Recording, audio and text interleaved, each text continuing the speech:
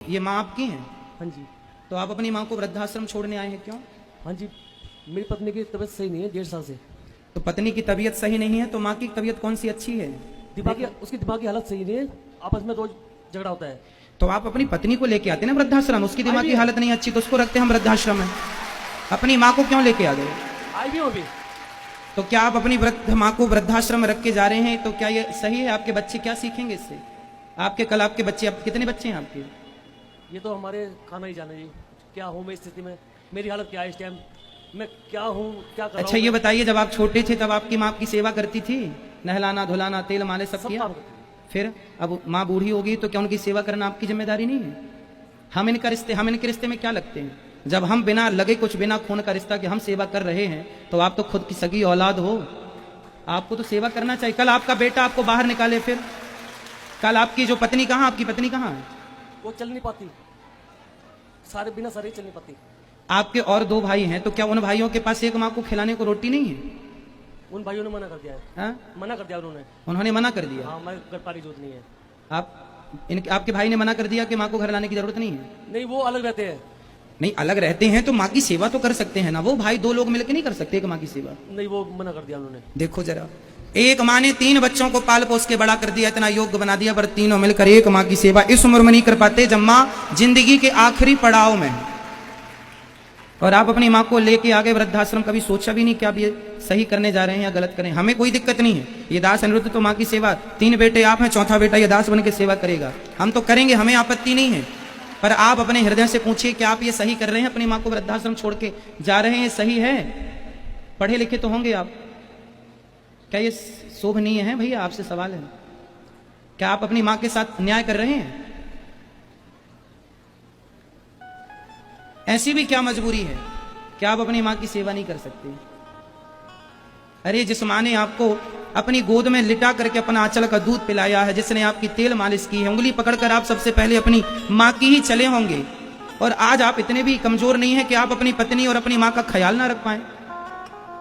जब हम कमा के 250 माताओं की सेवा कर सकते हैं, तो आप अपनी एक माँ की तो सेवा कर सकते हैं। इतना हाथ पांव चल रहे हैं आपके, आप अपाहिज नहीं हैं क्या? माँ के लिए 2 रोटी इस उम्र में नहीं खिला सकते आप? क्या मजबूरी है आप बताइए, आपकी क्या मजबूरी है ऐसी कि आप माँ की सेवा नहीं कर पा रहे हैं? आप माँ की उंगली पकड़ के चलना सीखे थे, याद नहीं आते आपको वो दिन? आप अपनी माँ के बिना, जब आप छोटे थे तो आपकी माँ आपके बिना 1 घंटा नहीं रह पाती थी, आप कैसे रह लेंगे अपनी माँ के बिना? कैसे रहेंगे अपनी माँ के बिना? इस उम्र में जब माँ बिल्कुल अंतिम पड़ाव में चल रही हैं, कितनी जिंदगी बची है इनकी बताओ? अभी क्या ये 100 साल जिएंगी? इस उम्र में बेटा बहू का प्यार चाहिए होता है, नाती पोतों का प्यार चाहिए होता है, सम्मान की 2 रोटी देते जाते तो वहीं से कथा सुन के अपना मैया हम तो रखेंगे, हमें आपत्ति नहीं है। पर आप अपने हृदय से पूछिए कि कल यही घटना आपके साथ होगी तब आप क्या करेंगे? कल आपका बेटा आपको वृद्धाश्रम भेजेगा, फिर आप क्या करेंगे? और ये होगा क्योंकि ईश्वर के घर देर है, जैसा करते हैं वैसा भोगना पड़ता है। क्या कहना है आपको?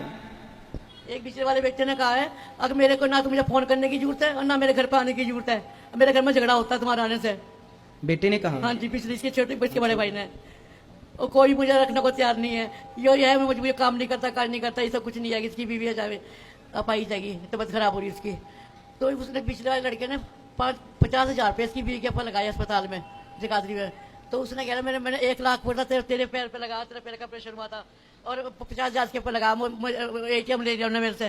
ATM ने कहते जब तक मेरे पैसे नहीं उतरने के मैं ATM अपने पास रखूंगा, मगर रख ले, मुझे किसी का कर्जा नहीं चाहिए। जब तक तुम्हारा कर्जा नहीं उतरने का मैं तेरे से मांगने की भी नहीं। चलिए, आपका क्या निर्णय है? आप छोड़ के जाना चाहते हैं या सेवा करने का विचार है आपका? जैसा आप कहें वैसा हम करेंगे।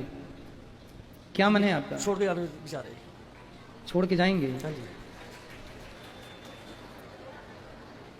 वो मेरी मजबूरी मुझे पता है।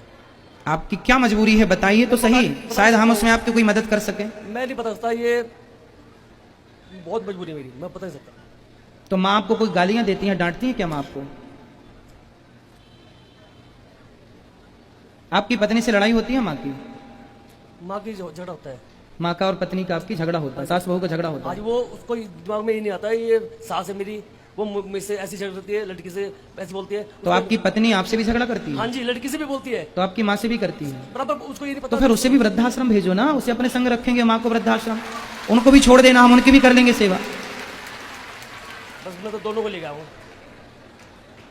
पत्नी जब आपसे भी लड़ती है और आप समर्थ हैं, समझाओ अपनी पत्नी को। कौन पत्नी नहीं लड़ती सास से? हर घर में सास बहू का झगड़ा होता है। इसका मतलब ये थोड़ी कि बेटा माँ का हाथ पकड़े और ले जाके वृद्धाश्रम में रख दे के लो हमारी पत्नी से तुमने झगड़ा की इसलिए हमने उठा के तुम्हें भेज दिया। अरे सबके घर में झगड़ा होता है, जहां 4 बर्तन होते हैं खटापटी चलती रहती है। आपको मारती भी है। तो आपको अपनी पत्नी को समझाना चाहिए, समझा करके। और गृहस्थी तालमेल बना के पुरुष की यही जिम्मेदारी होती है। ऐसी स्थितियों में पुरुषों को यही निर्णय लेना चाहिए कि माँ की भी सेवा करते रहें और पत्नी भी ना छूटे, ना माँ छूटे ना पत्नी छूटे। यही सच्ची गृहस्थी है। जहां माँ और पत्नी का बैलेंस जो पुरुष बना ले वही श्रेष्ठ गृहस्थी है। और जहां बैलेंस ना बना पाया तो यहाँ स्थितियां उत्पन्न होती हैं। इसलिए ठीक है, आपकी अभी मजबूरी है तो आप यहाँ हम रखेंगे, पर पहले घर में ठंडे दिमाग से विचार करना। 2 पैसे कमाओ। कमाते हैं, क्या करते हैं आप? मैं कुछ काम नहीं कर रहा हूँ 1.5 साल से। तो कुछ काम करिए। पत्नी मेरे बगैर 10 मिनट भी नहीं रह सकती, ना जा सकती कहीं, ना हिल सकती है। आपका बेटा है? लड़की है सिर्फ मेरी। सिर्फ लड़की है? हाँ जी। वो लड़की भी इस लायक नहीं है जो उसको संभाल ले। अगर मैं 15 मिनट कहीं बाहर निकल जाऊँ तो रो रो के तो बुला जैसे आप अपनी पत्नी को संभालते हैं ऐसे अपनी माँ को भी सेवा कर लेना।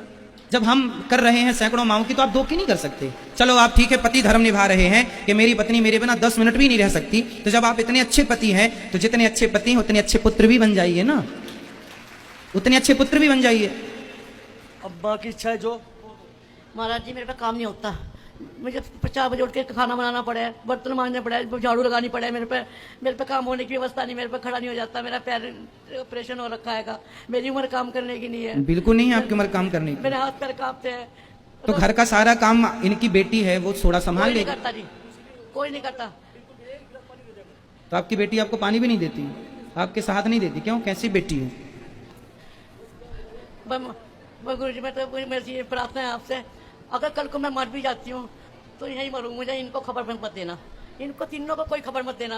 आपके हाथ तो सिंगाई जाऊंगी मैं। मेरा सब चलो इन बेटे की मजबूरी बता रहे हैं, पर 2 बेटों की तो कोई मजबूरी नहीं वो है। भी ऐसे ही है, वो भी ऐसे ही ऊपर से मीठी मीठी बातें करे, अंदर छूना जला रहे। जो बेटा कह रहा मेरे घर नहीं आना, मेरे फोन नहीं उठाता, नो कहता है कि मेरे घर पे आने की जरूरत नहीं, मेरे घर में लड़ाई होती है, तुम बताओ। पोती ने मुझे घर से निकाल दिया, तू उठी से चली जा। बेटा कह तुम क्यों गई? मैं गई, ये भी कहने लगे तो मेरा ATM था इसके पास है। मैंने कहा सिर्फ 2 महीने ATM दूंगी तुझको मैं, ताकि मैं अपने मरने जीने का, मैं जब भी अपनी जिंदगी काटनी है, जिंदगी है, मुझे भी कुछ करना, मेरा साथ वही से जागा। आपने अपने बेटे को समझाया नहीं कि बेटा तो अगर ATM ले लेगी तो मैं जहर खा के मर जाऊंगा, अपनी पत्नी को भी जहर दे दूंगा, अपनी लोंडा को भी जहर दे दूंगा। मैं जो मर्जी कर ले, तू जहर दे ले या कुछ कर ले, मैं 2 मिनट ज्यादा तुम्हें ATM नहीं दे सकती। मैं अपना मरना जीना संभालू। मेरे करोड़ में पैर लटक रहे हैं, मैं पता नहीं किस वक्त मेरी आंख बंद हो जाए, तभी तो करेंगे ये अपना। चलिए ठीक है, अब आप जब आपके बेटे की और आपकी इच्छा है, कोई नहीं है आपकी सेवा करने वाला, तब फिर आप गौरी गोपाल आश्रम में ही रहिए। और ये दास अनिरुद्ध आपका बेटा बनकर, चौथा बेटा बनकर आपकी सेवा करेगा।